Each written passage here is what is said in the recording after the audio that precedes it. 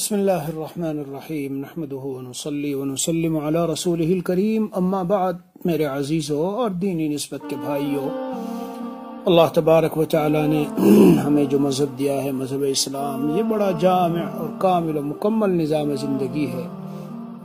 ہمارے گھر میں، دوست و احباب میں، رشتہ داروں میں کوئی بیمار ہو جائے، سبحان اللہ، تو فرمایا کہ جاؤ اے مسلمانوں، جاؤ اس کی عیادت کرو۔ اور کسی کے یہاں انتقال ہو جائے، کوئی بڑا حادثہ پیش آ جائے، دنیا سے رخصت ہو جائے، جیسے کہ یہ کل کی بات ہے، اور عبدالرحمن صاحب دنیا سے رخصت ہوئے تو اس کے لیے فرمایا کہ تعزیت کرو۔ تو عیادت اور تعزیت، سبحان اللہ، یعنی غم خاری اور اس کو بالکل تنہائی کا احساس نہ ہو، اور اس کو جو رنج و غم ہے اور جو تکلیف ہے اس میں جب دوسرے جائیں گے، ملیں گے، تسلی دیں گے، بات کریں گے تو وہ غم آدھا ہو جاتا ہے، اور اسی طرح ہوتے ہوتے اللہ عز و جل شدید سے شدید غم کو ہلکا کر دیتے ہیں۔ تو میں صرف یہ عرض کرنا چاہتا ہوں کہ مذہب اسلام کے کمالات اور خوبیاں دیکھو۔ نبی اکرم صلی اللہ تعالی علیہ وسلم نے یہ دونوں طریقے امت کو دیے، دونوں باتیں امت کو دی، دونوں سنت ہے۔ سنت سمجھ کے کیجئے، ثواب سمجھ کے کیجئے تو اللہ تبارک و تعالیٰ کی رضا ملے گی، اور اتباع سنت کا خود ثواب ملے گا۔ اس لیے آج میرا یہ جی چاہا کہ کچھ عیادت اور تعزیت کے متعلق عرض کر دوں۔ جی عیادت یعنی کوئی بیمار آدمی ہو تو جاؤ اور اس سے ملاقات کرو، خیر خیریت پوچھو۔ علماء نے لکھا ہے کہ روایتوں میں مضامین آئے، کئی مختلف روایتیں مختلف کتابوں میں ہیں، جن کا خلاصہ یہ ہے کہ جو بندہ اللہ کی رضا کے لیے ملنے کے لیے اپنے بھائی سے گیا عیادت کے لیے، تو ایک روایت میں نبی علیہ الصلاۃ والسلام فرماتے ہیں، مسلم شریف کی روایت ہے کہ ایسا شخص واپس لوٹنے تک جنت کے باغات میں رہتا ہے۔ اندازہ لگائیے، دنیا میں رہتے ہوئے آپ جنت کے باغات میں ہیں، جب کسی بیمار کے پاس گئے، اور روایتوں ہی سے میں سب بتاؤں گا، اپنی طرف سے کچھ نہیں۔ جب بیمار کے پاس آدمی جاتا ہے تو مشکات کی شرح کے حاشیے میں لکھا ہے کہ یہ جو بیمار آدمی، چونکہ اس کا دل ٹوٹا ہوا ہوتا ہے، یہ بیمار آدمی کا دل ٹوٹا ہوا ہوتا ہے، تو روایت میں ہے کہ آپ اگر وہاں جائیں تو اللہ کو وہاں پائیں گے۔ اور یہ نکتہ لکھا ہے کہ قیامت کے دن اللہ تبارک و تعالیٰ پوچھیں گے، سوال کریں گے، بندے میں بیمار ہوا تھا، میں بھوکا ہوا تھا، میں پیاسا ہوا تھا، تو مجھے پلانے نہیں آیا، تو مجھے کھلانے نہیں آیا، یعنی مخلوق میں کوئی بھوکا پیاسا اسے کھلاؤ۔ اللہ فرماتے اگر تو دنیا میں ایسا کرتا تو آج اس کا ثواب پاتا، اور اگر تو بیمار کے پاس جاتا تو روایت میں یوں نہیں آیا کہ اس کا ثواب پاتا، روایت میں آیا لوجدتنی، تو مجھے وہاں پاتا۔ سبحان اللہ۔ اسی لیے میں طلبہ کو پڑھاتے ہوئے پوچھ رہا تھا بھائی کس نیت سے جاؤ گے، تو بیچارے نہیں بتا پائے۔ پھر میں نے ان کو بتایا کہ دیکھو شاندار نیت ہے، اس نیت سے جاؤ۔ خود آج امت میں ایک بڑا مسئلہ پیدا ہو گیا کہ نیت ہی نہیں کرتے۔ میرے عزیزوں، نیت کرنی چاہیے، جو اعمال اجر و ثواب کے ہیں اجر و ثواب کی نیت کیجیے، اور سنت کی ادائیگی کی نیت کہ یہ سنت ہے اس لیے جا رہا ہوں۔ جی ہاں، اور اسی طرح روایتوں میں ہے کہ اگر کوئی مشرک، کافر، عیسائی کوئی اور بھی بیمار ہو، وہاں جاؤ، عیادت کر لو۔ ہم نے کتاب میں پڑھایا، وہ یہودی جو تھا جس کو اس کا بچہ، جب وہ بیمار ہوا تو نبی اکرم صلی اللہ تعالی علیہ وسلم گئے اور اس کو اسلام کی دعوت دی، اور اس نے اسلام قبول کیا۔ ان غلام الیہود کان یخدم النبی صلی اللہ علیہ وسلم فمرض فاتاہ النبی صلی اللہ علیہ وسلم یعودہ، ابا کی طرف دیکھ رہا تھا۔ دوسری روایت میں یہ ہے فقال له اسلم فاسلم، دوسری روایت میں کہ وہ دیکھ رہا تھا، ابا نے اشارہ کیا کہ ابو القاسم کی بات مان لو، چنانچہ اس نے مانی۔ اسی طرح مناسب وقت کا خیال رکھ کر کے جانا چاہیے، اور تھوڑی دیر کے لیے جانا چاہیے، یہ بھی روایتوں میں موجود ہے۔ جا کے لمبے دیر تک بیٹھ نہ جاؤ۔ وہ ایک بزرگ تھے، جب ان کی عادت کے لیے لوگ جاتے تو وہ بہت زیادہ جا رہے تھے، تو اس نے جو ہے کیا کہتے ہیں، اللہ والوں نے کہا، وہاں ایک بیٹھے تھے کہ بھائی اب دروازے کو بس بند کرو کیونکہ مجھے بہت وہ ہو رہی ہے۔ تو انہوں نے پوچھا حضرت باہر سے دروازہ بند کر دوں؟ کہا کہ نہیں، ہاں اندر سے بند کروں دروازہ کہ یا باہر سے؟ کہا کہ نکل جاؤ، اور مطلب یہ ہے کہ باہر سے دروازہ بند کر دو۔ ہاں جب اس نے کہا بند کر دوں دروازہ اندر سے، کہا کہ نہیں اندر سے نہیں، باہر سے دروازہ بند کر دو، یعنی تم نکل کے چلے جاؤ۔ خلاصہ کلام یہ ہے کہ نبی کریم صلی اللہ علیہ وسلم نے سب طریقے دیے ہیں، تو جائیے اور تھوڑی بہت دیر کے لیے جا کے بیٹھ جائیے اور خیریت پوچھ لیجئے، اجر و ثواب کی نیت سے جائیے، اللہ وہاں ملے گا اس نیت سے جائیے، ادائے حق مومن ہے اس نیت سے جائیے۔ لیکن اسی کے ساتھ ساتھ یہ بھی ہے، یہ بھی روایتوں میں مضمون ہے، اسی سے آپ کو بتا رہا ہوں کہ کبھی کبھی کوئی شخص ایسا ہوتا ہے کہ مریض کو اس کے بار بار ملنے سے بڑی خوشی ہوتی ہے، تو ایسے موقع پہ علماء نے لکھا ہے کہ پھر مسنون اور سنت ہے کہ بار بار چلے جاؤ۔ جی ہاں، اس میں زیادہ دیر تک بیٹھنا اور بار بار جانا وہ خلاف سنت نہیں، بلکہ دیر تک بھی بیٹھے تو سنت کا اجر و ثواب ملے گا۔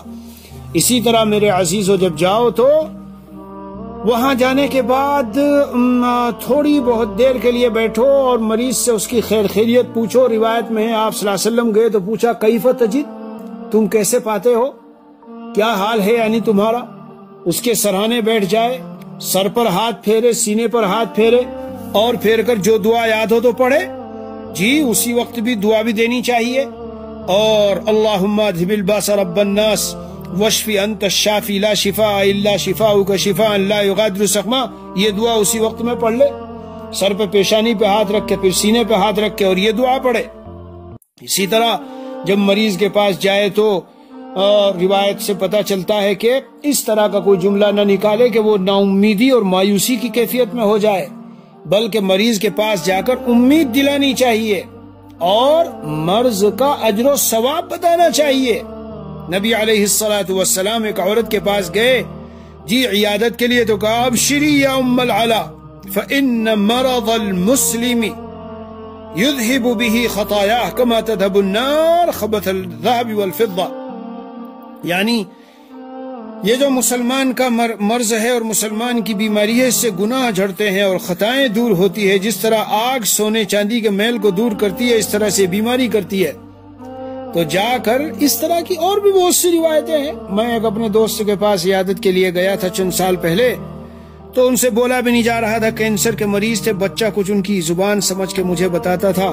جب میں اٹھنے لگا تو انہوں نے کہا کہ مجھ سے یہ آپ سے کہہ رہے ہیں بار بار آیا کرو آپ اور دیر تک بیٹھا کرو۔ میں نے کچھ ایسی احادیث شریفہ سنائی، بڑی تسلی کی کہ بعض بندوں کو اللہ تعالیٰ اس طرح کی بیماریوں میں اور حالات میں مبتلا کرتے ہیں، کیوں؟ اللہ عز و جل نے ان کے لیے کوئی اونچا درجہ مقرر کر کے رکھا ہے، مگر وہ اپنے عمل سے نہیں پہنچ سکا تو اللہ تعالیٰ ایسی بیماری اور ایسی چیزیں ڈالتے ہیں کہ اس کے نتیجے میں اور پھر اسے صبر کی توفیق دیتے ہیں کہ وہ اس مقام پر پہنچ جائے۔ بہرحال تو اس لیے مریض کو تسلی بھی دلانا اور مریض کو مرض کی فضیلت بھی بتانا۔ جاؤ تو یہ ساری چیزیں سمجھو اور اتباع متبع سنت ہونا چاہیے۔ ایک آدمی گیا اور بس جا کے بیٹھ کے گونگوں کی طرح سے چلا آیا، اور ایک آدمی وہ ہے کہ ان سب سنتوں پر عمل کر رہا ہے، تو دونوں کی عیادت میں زمین و آسمان کا فرق ہے۔ اس مریض کو بھی اس سے بہت فائدہ اور اس کو بھی اللہ کے ہاں بہت بڑا اجر ہے۔ اسی طرح میرے عزیز و مریض کی دعا بہت زیادہ قبول ہوتی ہے، روایتوں میں مضمون موجود ہے۔ اس لیے جب مریض کے پاس جاؤ تو خود اس سے بھی دعا کے لیے کہو، آپ ہمارے لیے دعا کرنا۔ جی مریض کے پاس جاؤ تو مریض سے دعا کی درخواست کرو، اس کی دعا بہت زیادہ قبول ہوتی ہے۔ اور قبول ہونے کی وجہ ظاہر ہے کہ عام طور سے مریض توبہ کی حالت میں ہوتا ہے، گناہوں کو چھوڑے ہوئے، توبہ کیے ہوئے اور گندی غلیظ چیزوں سے بچے ہوئے اور دل اس کا ٹوٹا ہوا، تو یہ سب احوال ایسے ہیں کہ دعا قبول ہوتی ہے۔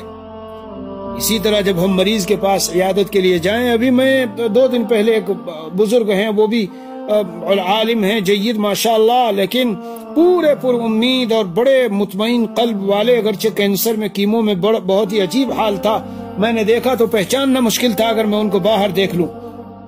بہرحال میں گیا، میں نے کہا حضرت اب میں یہ دعا پڑھ لوں؟ کون سی دعا؟ ہم نے حضرت والا کے یہاں خوب دیکھی، حضرت ہردوئی رحمت اللہ علیہ بھی خوب عمل کرایا کرتے تھے۔ دعا کون سی ہے؟ اسأل اللہ العظیم رب العرش العظیم ان یشفیک۔ دیکھو سنو، نبی علیہ الصلوۃ والسلام کا فرمان ہے، ابو داؤد شریف کی روایت ہے، من عاد مریضا لم يحضر اجلہ فقال عنده 7 مرار اسأل اللہ العظیم رب العرش العظیم ان یشفیک الا عافاه اللہ من ذلك المرض۔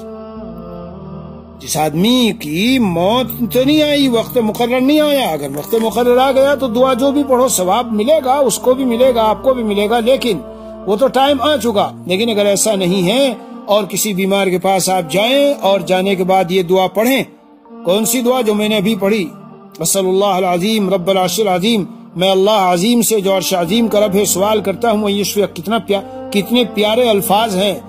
جی ہاں، تو روایت میں ہے کہ الا عافاہ اللہ من ذلک المرض، اللہ تعالیٰ اسے ضرور اس مرض سے شفا دیں گے۔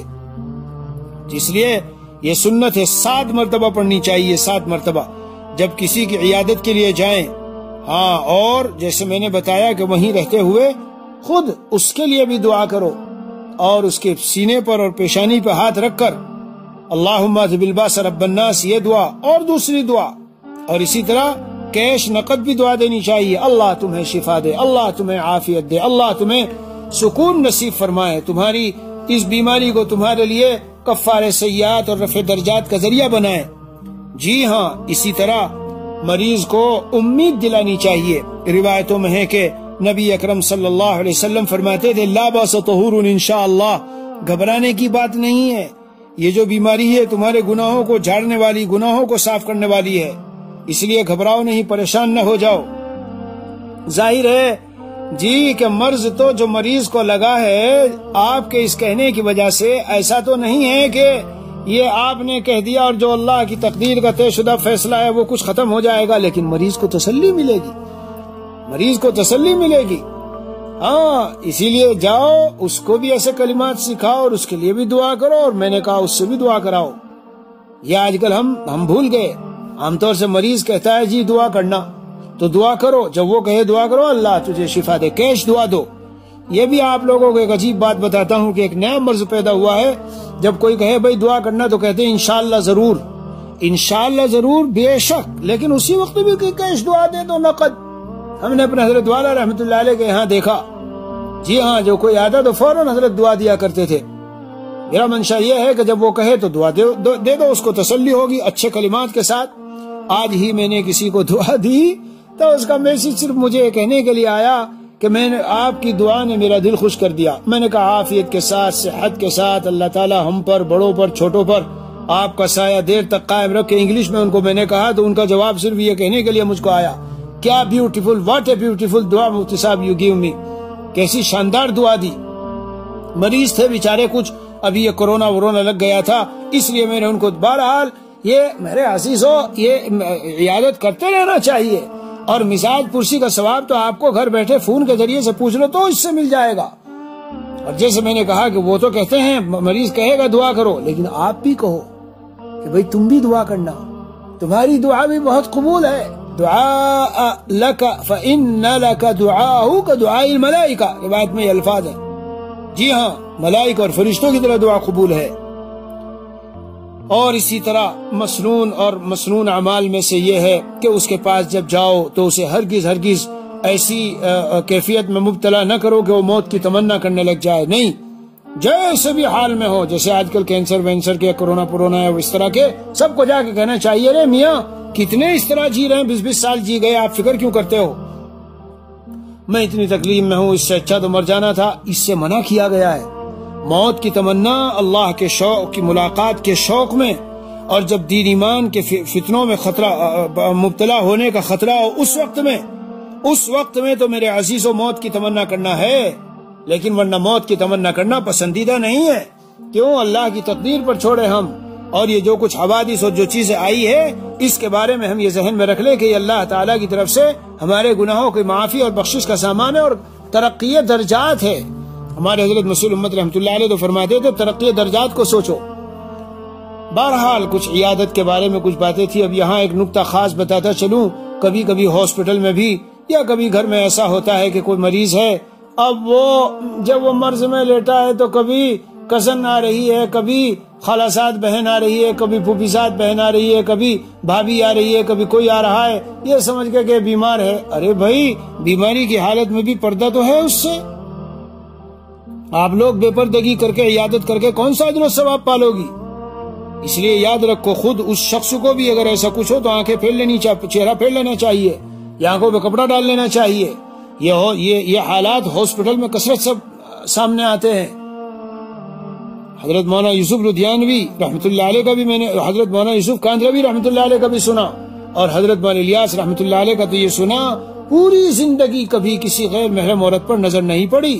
یارو ان لوگوں کے دلوں کے انوارات اور مزکہ و مجلہ اور صفائی کا کیا عالم رہا ہوگا، کیسے منور اور روشن دل رہے ہوں گے ان لوگوں کے. اور مولانا یوسف رحمۃ اللہ علیہ کو جب لے جانے لگا ہاسپٹل تو فرمایا میں اس لیے نہیں جاؤں گا، مجھے ہارٹ کا دورہ، دل کا دورہ پڑا، ہارٹ اٹیک ہوا ہے، لیکن میں اس لیے جانا نہیں چاہتا کہ وہاں میری نظر غیر محرموں پہ پڑے گی، جو نرسیں ہوتی ہیں ان پر نظر پڑے گی، میں نہیں جانا چاہتا. لوگوں نے اللہ والوں کی شان ایسی ہوتی ہے پیارو، لوگوں نے کوشش کر کے ایسا انتظام کر لیا کہ وہاں سے سب نرسوں کو ایک طرف کر دیا. یہی حال ہمارے حضرت والا رحمۃ اللہ علیہ کا تھا. بالآخر اللہ تعالیٰ نے وہیں کمرے کو جو آغا خان ہاسپٹل کراچی ہے اس کے جو بڑے بڑے ڈاکٹر آتے کہتے تھے تمہارے اس کمرے میں آئی سی یو سے بھی، ہمارے ہاں جو آئی سی یو ہے اس سے بھی زیادہ مشینیں لگی ہوئی ہے.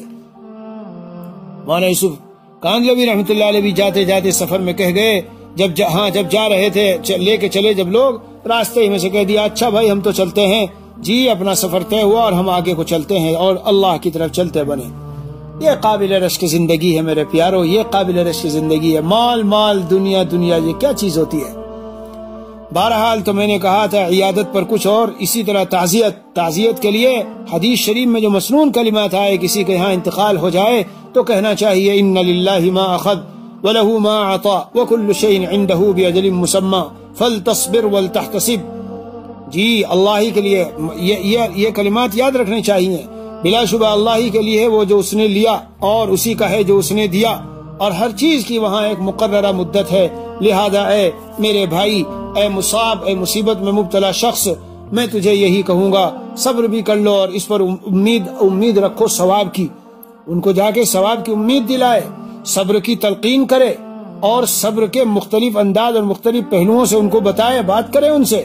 ہم ہیں، زندہ ہیں، انشاءاللہ تمہارے ابا چلے گئے، یہ ہو گیا، تمہارا فلاں چلا گیا، اور بے فکر رہنا جب بھی کوئی مسئلہ ہو اور وغیرہ وغیرہ. اللہ حقیقی رب ہیں. اور دیکھو کتنوں کے اس طرح سے ہوا کہ ان کے سر سے جو ہے سایہ اٹھ گیا والد کا، لیکن پھر بھی وہ پلے بڑھے اور ساری چیزیں ہوئی. اس لیے فکر نہ کرو، انشاءاللہ تمہارے ابا جو ہے اس انداز سے انتقال ہوا، یہ شہادت کی موت ملی ہے، وغیرہ وغیرہ وغیرہ. تعزیت کا مفہوم ہی ہے تسلی دینا، صبر دلانا. روایت میں اس کا یہاں تک وہ آیا ہے کہ جو شخص کسی اس طرح مصیبت زدہ شخص کو صبر اور تسلی کے کلمات کہتا ہے تو روایت میں نبی اکرم صلی اللہ علیہ وسلم نے فرمایا فلہو مثل اجرہ. سبحان اللہ، کیا دین ہے ہمارا، کمال ہے صاحب. جو اس مصیبت زدہ شخص کو اجر مل رہا ہے جس پر حالات آئے ہیں، جب تم تسلی دو گے اس کو اور اس کی غمخواری کرو گے جا کر تو اللہ تعالیٰ وہی اجر تم کو بھی عطا کر دیں گے. سبحان اللہ. اور میرے عزیزو ان کو بتاؤ کہ حدیث شریف میں یہاں تک آیا جب بار بار غم یاد آئے تو تم پڑھو انا للہ و انا الیہ راجعون، اللہم اجرنی فی مصیبتی واخلف لی خیرا منہا. تو اس کے نتیجے میں اللہ عز و جل اس سے اچھا بدل عطا فرماتے ہیں. اور ایک مکان جس کا نام بیت الحمد ہے وہ لکھا جاتا ہے جب بچے کا انتقال ہو جائے نا اور اللہ پوچھتے ہیں تم نے اس کے دل کے جو خلاصہ اور نچوڑ اور اس کے دل کا ثمرہ تھا اور لب لباب تھا جی، اور اس کا لخت جگر اور جگر کا ٹکڑا تھا، تم نے فرشتے اس کو لے لیا.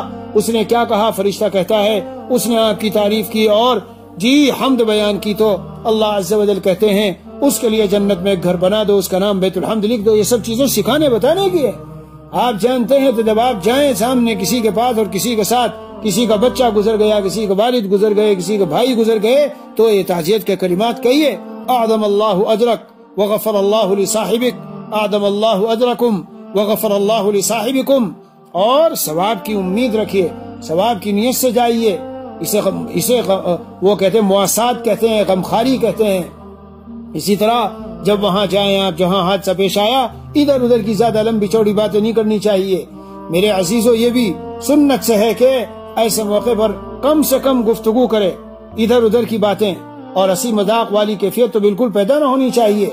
ہنسی مذاق والی کیفیت تو پیدا نہ ہونی چاہیے. بعض کتابوں میں لکھا ہے کسی پر مصیبت آئی ہو اور مصیبت کے وقت میں تم ہنس رہے ہو، اگر وہ صورت ہے کون سی کہ دل میں تمہارے اس کی وجہ سے یہ تھا کہ اس پر یہ مصیبت آئے اور پھر تم اسے عار دلا رہے ہو، شرم دلا رہے ہو اور اندر اندر مزے لے رہے ہو، ہنس رہے ہو، موت سے پہلے اللہ تمہیں مبتلا کریں گے۔ لیکن اگر دل میں ایسا نہ بھی ہو، تب بھی وہاں جا کر اگر مصیبت زدہ پر ہنس رہے ہو تو بعض کتابوں میں لکھا ہے کہ سکینہ پیدا ہوتا ہے۔ بہرحال تعزیت بھی اور عیادت بھی میرے ذہن میں آیا کہ آج اس لیے بیان کر دوں کہ کیسا مذہب ہے اسلام ہے صاحب، کیسا عجیب جامع مذہب ہے۔